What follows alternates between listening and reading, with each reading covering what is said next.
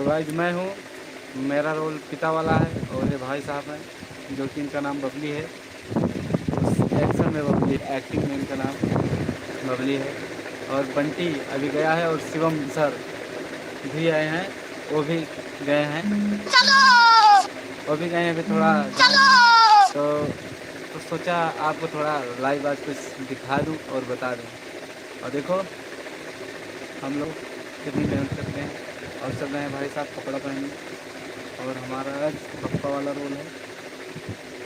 तो गाइस आपको सुनाई नहीं देता होगा क्योंकि हम सब हेलीकॉप्टर पर बैठे हैं। हेलीकॉप्टर हमारे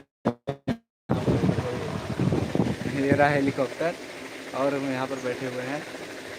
मज़ा आ रही है यहाँ पर भाई साहब। तो गाइस अपनी जान मान पहचान कितनी रियल में ना जो होती है। खाना वाना खाना है नहीं, ऐसे नहीं खाना। अरे क्यों जुड़ा रही का।